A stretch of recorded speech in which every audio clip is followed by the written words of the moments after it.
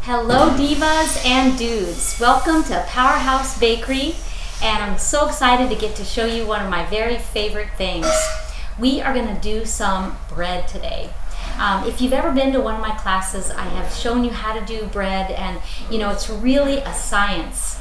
Whether you're doing it gluten-free or you're doing it with regular wheat flour, I promise you bread is an art form that is always something that takes practice, it takes some finesse, and it really just takes an eye for what you're looking for as far as the texture of the dough, because we're working with something that's alive, which is the yeast. And so as I go through these ingredients, I want you to take some good notes as far as the texture that we're going to look at.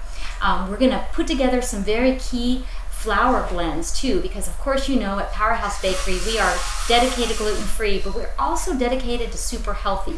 So what I want to do is show you the flours that I put together that are still going to be high in protein, high in fiber, high in minerals, and of course I always add in the mighty seeds wherever I can in order to get one more boost of all those essential nutrients. After we make the flour, then we're going to add in the leavening agents, and we're going to activate the yeast, and then we're going to put it all together, give it a quick blend, and put it into a large pan, and that way it's going to be like our pizza. And so we're going to put it into a small size, and of course you can do any size of focaccia. And it's really a great way to start when you're making bread, because if you're doing a loaf style bread, it's a little more finicky when you're trying to get it to cook beautifully and get all the air bubbles on the inside. So when you're starting out with bread, it's always a great idea to start with a focaccia, because again, it's a little bit easier to perfect. So let's get started. First, I want to show you some of the flours. This is sorghum, and if you were one of the divas or dudes that came to my sorghum class, this is actually a part of the grass family, and so we made some beautiful sorghum salad. Also, you might have heard of sorghum syrup. So it's one of these amazing grains that so many things are made with. It is high in protein, it's high in fiber, and again, when you buy the organic, you can feel pretty comfortable that it's grown in a proper environment, so no pesticides, and using only the right fortifiers of the soil. So it's a really beautiful flour. It's a little bit darker in color than a white flour, so I love the color that it's going to give our focaccia as well. And then we move to the brown rice flour, and notice that this one is a lot finer in texture than the sorghum, and so this one's going to really lend itself to the soft, fluffy texture that we so look for in bread. So it's one that I really love to work with. You could also use all one kind of flour, but then you really end up getting a very similar texture. And what we want to create is the balance of texture that you kind of are grown to appreciate in a wheat base. In a wheat base flour, you've got a chewiness, you've got a texture that gives a crunch. So these different flours are going to help get all those different textures. As we move down the line, this is our beautiful white rice flour. So notice that it's a very light in color, it's very fluffy compared to our brown rice and our sorghum. And then, you're right, I added in some chia seeds. Those chia seeds will not only act as a wonderful binder or thickener in our dough, it's also going to give us some great texture. And you know that with gluten-free, the texture of the flours are so different. It does not have any gluten. And the gluten is what gives it that chewy texture. So when we start to create using other flours, we got to make sure we get some soft and we get some chewiness. And so that's what we're really trying to work for in these three different flours. We have a light and fluffy, we have a middle of the road, and then we have a little denser one there in the sorghum. And now as we move down the line, we've got our xanthan gum, which is this really interesting product. As a gum, it's going to do just what it sounds like. It's going to help things stick together. Xanthan gum is very unique. It is actually made with a microorganism. So it's actually a metabolite of a microorganism. So kind of cool that this is something that is grown. So it's a great product in that it does give us texture. It's a basic thickener. It doesn't really add fiber like you might imagine in other thickeners like inulin or carrageenan. Those are thickeners that are really going to add soluble fiber, and that's one thing that we like to add to our diet. Xanthan gum is not that case. So it's still going to be really important in gluten-free cooking, but I promise you it's not obligatory, meaning that you could cook without it. It'll just be more important that you then vary your flours. In another flour blend that I use, I add coconut flour, and then I don't even need xanthan. So that'll be for another day. But in this one, I wanted you to see how we could use xanthan gum. And if you decide to buy a gluten-free flour blend on the market, be sure that you check the ingredients, because some of the flour blends are going to have the xanthan already added and some will not. And so that will change your recipe quite a bit, just so that you kind of are ready for that adjustment. The next one down the line is baking powder. So that's going to help boost the airiness of our dough. So just like you would assume baking powder works in waffles or biscuits, it's the same idea. It's going to help to add some of the CO2 into our flours to help elevate and give it that airiness. And the really important thing about baking powder is anytime you add baking powder, you need to have an acid, and that reaction is what causes the bubbles. So down the line is going to be my apple cider vinegar. So I wanted you to be able to see, apple cider vinegar is one of these items that we kind of think of as a superfood. And there's really nothing magical about it except that because of its pH, it does help to balance somebody's system if they happen to be acidic, or if they feel like they have a sour stomach. Using apple cider vinegar helps to balance that because it's a base. So whenever you think of leavening agents, of course, this is a great one, but you could also use things like yogurt. That's an active base that's going to add some bubbling power to that leavening agent, the baking powder. So whenever I do muffins, I don't use the apple cider vinegar, but instead I use the baking powder and I use yogurt. It's a great combination. Just make sure you're using a real yogurt that has active yogurt cultures, and it'll be just similar to this superfood, and of course do the same process as far as the chemistry goes. As we go down the line, here is our all-important yeast. If you buy yeast in packets, they're almost always 1 tablespoon per packet. So if you're ever looking at a recipe and it says 3 packets, well, you can pretty much assume it's 3 tablespoons. And there really isn't a strict rule about how much yeast. This is where the science is so amazing. Because the yeast is an active organism, you're going to see in a couple of minutes, we're going to dissolve the yeast, and that's when it starts breathing. It starts being active metabolism. So it's going to have a lifespan. It's going to wake up, which is what we do with the warm milk, and then we have to feed it, which is going to be where we add some sweetness, and then it starts to breathe. And pretty soon it uses up all of its energy and it can go flat. So you have to be really careful with all your ingredients to make sure that you work quickly. Otherwise your yeast will grow and grow and grow, and then it'll fall flat. And that's definitely happened here if we're not careful. So I'll show you what happens when we activate the yeast, and then we give it just a little while to build and what we call double in size. Last over here is the vegan butter. And because we're making a vegan focaccia, I'm using a soy-free Earth Balance, which is a fantastic product. We use this a lot at Powerhouse Bakery, but it's nice and soft and it's going to mix in beautifully. Okay, so let's get started. When you get the recipe, you'll see that the first thing we do is we add our flours together. So we're going to do a nice blend. So here is our sorghum and our brown rice and our white rice. And again, you could even use a sweet rice, which is lovely. This one just happens to be a classic white. And so I'm going to mix those together, and then I want to make sure I get them well blended. And one thing I always teach my staff as well as my students is it's so important to blend everything as you go. So never do we want to just throw everything in and hope for the best when we mix. We want to start with the similar ingredients. So all the dry ingredients are going to go in first, and then we mix the wet ingredients, and then we mix them together. So super important mixing technique that we do at Powerhouse. So I'm getting all those flours blended in nicely, and I'm getting those chia seeds worked in well. So it's a beautiful combination. And we do sell our flour blends. This would be called the bread flour, a vegan bread flour. We also have one that's a nut base, and then we have one that's a classic, which would be a grain-free flour blend. But this one's really fun. The next thing we're going to do is add our baking powder and our salt. And then we're going to add the xanthan gum. Okay, so there's mine. Now the dry ingredients that are left is just the yeast, which it really isn't a dry ingredient. It's really going to be alive and bubbly in just a minute or so. So let me stir these up and put it to the side. Now what I've done is warmed up my rice milk.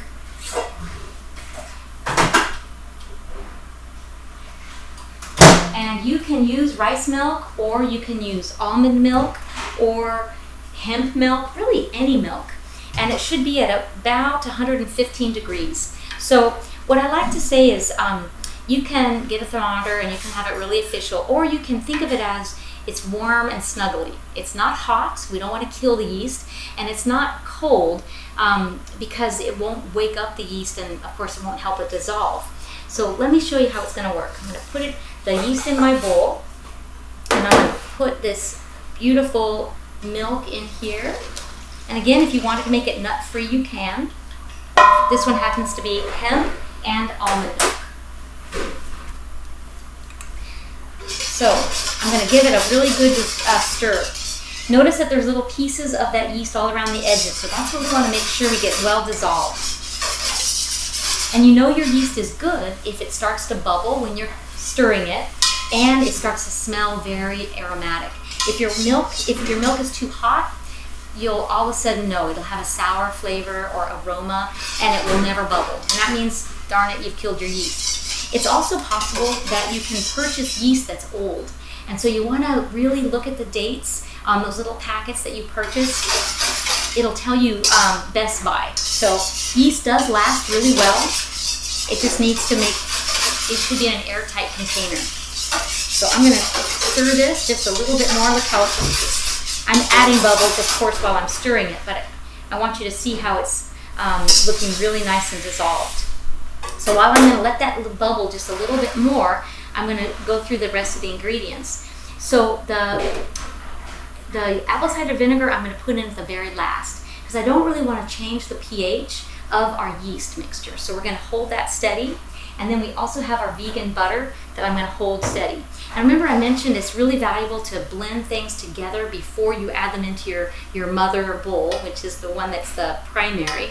So I'm going to add the vegan butter to my little bit of apple cider vinegar here, just so I can dissolve it and just make sure I get everything really well mixed.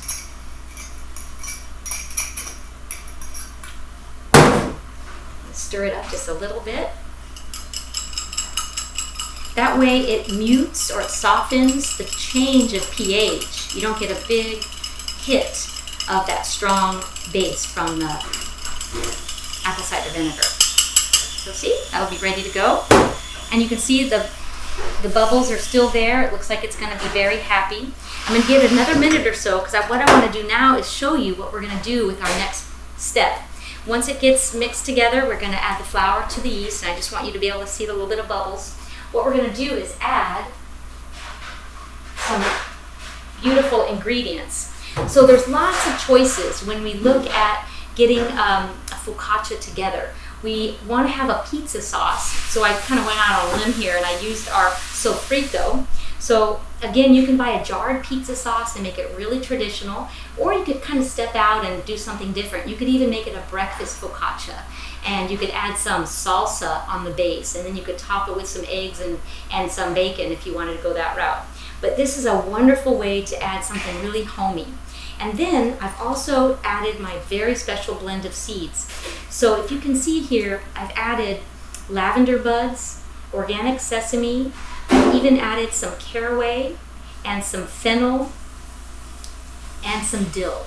So don't be afraid to get some really neat combinations of flavors in your seeds. It's going to be a great way to top that. You could even do half with just seeds and olive oil, maybe some fresh sliced tomato. You could do another section of it with your sofrito, and maybe even another section with pesto. So be ready to experiment with those wonderful combinations. It's very fun. Okay, so now we've got some happy yeast here. It's smelling wonderful, so it's definitely getting bubbly and it's ready for the flour. So I'm going to start to pour this in. And you can use a blender if you want, but you can also just use a whisk.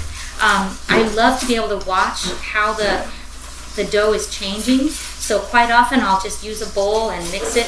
Definitely our grandmothers didn't have a KitchenAid, so I like to imagine what it would be like if I could do the same. All right, I'm going to keep adding it in. You can see how the bubbles are really forming. Despite the fact that, yes, I was stirring it, it's also those bubbles are really coming out on their own. And that's the yeast starting to have its aerobic activity, which is absolutely what we love. So now I'm making a nice hole here, and I'm getting ready to add in my butter. So that's the vegan butter with a little bit of the apple cider vinegar. And remember, that's going to help to elevate the bubbles a little bit more.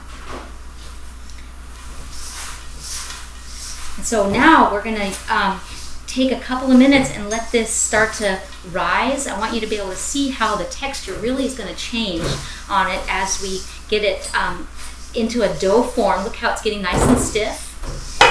It's going to be so pretty. So I'm going to take it away from the whisk here, and I'm going to drop it into my my sheet pan over there, and it's going to start to rise, and you'll see how pretty it is. If you've ever made bread from a wheat flour, you know that you have to knead it. You have to massage it and fold it over several times, and of course I have great memories of doing that with my mom. With a gluten-free product, you don't have to do that at all.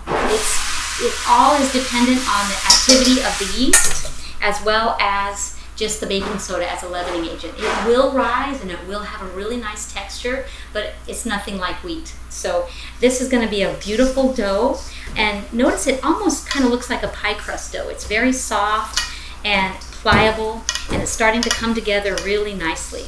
So once I get this well mixed, I'm going to add it to my sheet pan. I'm going to show you how I prep that sheet pan also. So that's really good. It's ready to go. Now I'm going to let it rise in my pan. So this is going to be what we start with, and we're just going to get a good amount of olive oil. And that's truly what makes a focaccia unique. It's an Italian bread, and so the Italian moms and grandmas would make this bread, and it would be something that would absolutely be eaten any time of the day. It's a really popular way to scoop up all your favorite sauces and soups. So there we have it, a good amount of olive oil. And now I'm just going to fold my dough right onto my sheet pan. And we're going to just let this rise just like it is. And we'll give it about, probably 10 minutes, maybe 15. And we'll be ready to go to the next step. Hey guys, we are back in focaccia preparation area. And I'm so excited. This is looking beautiful. We've been letting it rise for about 15 minutes. And I wanted to show you, it's even got a little bubble in here. So we know for sure the yeast is alive and happy.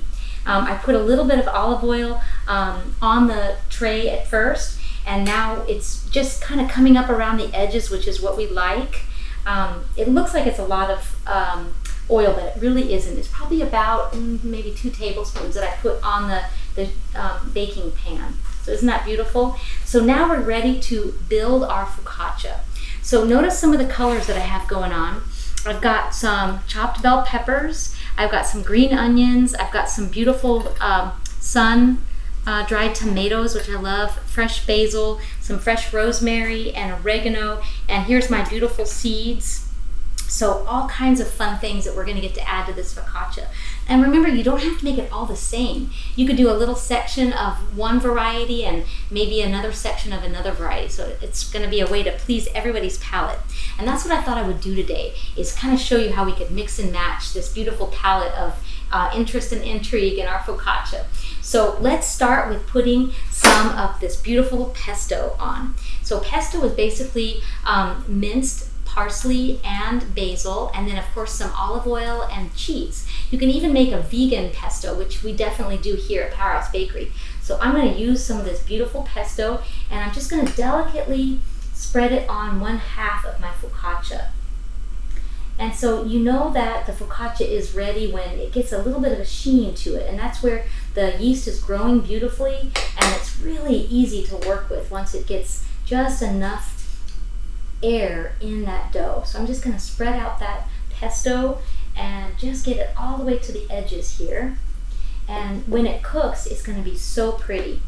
So as you know, we always want to add some color. So to our section over here of the pesto, I thought we might add some of the fire roasted tomatoes. I'm sorry, for the sun-dried tomatoes. So I'm just going to drop these in, and they're a little bit chewy. You could, of course, if you wanted to soak them in some hot water, you could, but I kind of like them when they're left a little bit just natural, a little bit chewy. So when it goes into the oven, they're still going to hold that nice texture. So I'm going to drop those on, and now I'm going to add a little bit of our shaved, this is a thick shaved Parmesan. So I'm going to add that onto the top because I want to get a nice cheesy bite when we add that very final touch. Rosemary is so beautiful to add with pesto. So I'm going to add a little bit of this. Remember, it's probably a good idea to chop rosemary because otherwise it's a little bit too tough. So we don't want to get a big mouthfeel of the center stem. So this is the part where we don't want to use it, and I'm just pulling off the delicate leaves right off the edge there. So I'm going to get a gentle chop, and I'm going to sprinkle that on with my pesto. So we've got basil in the pesto, and now we've got some rosemary on the top. And then I'm going to drop in a couple of my little bits of eggplant. So in our sofrito, we love to add eggplant, and it just gives it a wonderful texture. It's dense and rich. We cook it slow with some olive oil and other herbs, and now we've got some beautiful colors there. And last but not least, I'm going to add on our beautiful seeds. So that just adds a little touch more of color and texture. So we want to have something that is a little chewy, something that's crispy, and of course that cheese is going to be a wonderful decadent stringiness. All right, so now we've got the next section that we can decorate. And I think what I'll do is go ahead and do my sofrito on the next section. So I'm going to put that right in the center, and it's chunky and beautiful, and it's just going to be so fun to add those chunks right on there. When we let this rise a little bit longer, it will start to settle into the dough a little bit, which just makes it even more fun. It settles in, it makes it really part of the dough. We've got onion and garlic, some peppers in here, and of course the wonderful cooked down fresh tomatoes. Whenever we make sofrito, we don't use anything canned. We just use all the beautiful fresh vegetables. Okay, so there it is. And with this one, I'm not going to add anything else, just some cheese right there in the center. So if anybody doesn't like too many green veggies, we can make sure that we've got just a simple, yummy section just for them. Okay, so now the final one, I'm going to add a little bit more of this, and I'm probably going to try to get more sauce and less eggplant, maybe make it a little bit less chunky, and I'm going to add in all those beautiful vegetables. You could also add fresh sliced tomatoes. I'd love to do that, and different textures of cheese. Notice for today, I happen to just have the thick shred, but you can definitely add a fine shred, which really gives it a beautiful texture. Okay, and so on this side, I'm going to add my beautiful oregano. Those beautiful leaves, and these I'm not even going to chop. I'm just going to leave them whole so you get to see that beautiful leaf right on top. And then I'm going to add some of these beautiful peppers. There we go. So I've got different sizes, I've got bright colors, and as we know, the eyes eat first. And on this section, I'm going to use some of these beautiful basil leaves right there on the top. And I'm just going to do a really wide chop. I don't want to break them up too much. I always try to encourage my staff to not chop the veggies too much because they look so pretty when they're big and fresh.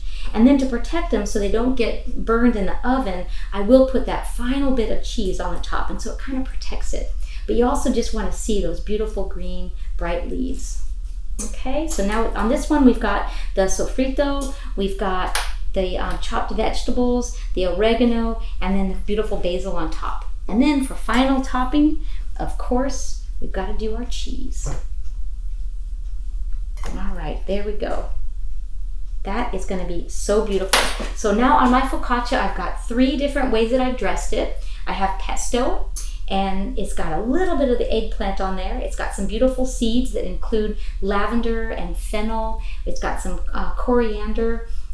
It's got some dill. So that seed blend is really beautiful because it's going to have all kinds of interesting flavors. It's not uncommon too for me to add a little bit of red pepper flakes That would be fantastic on any of these. This one's going to be a little bit more simple. It's got the sofrito and just some cheese. Simple and lovely. And on this one, I kind of piled it high. I did all kinds of things. The sofrito, I did some fresh oregano and some fresh basil, and then I topped it off with that thick shred Parmesan cheese. Just wait till this comes out of the oven.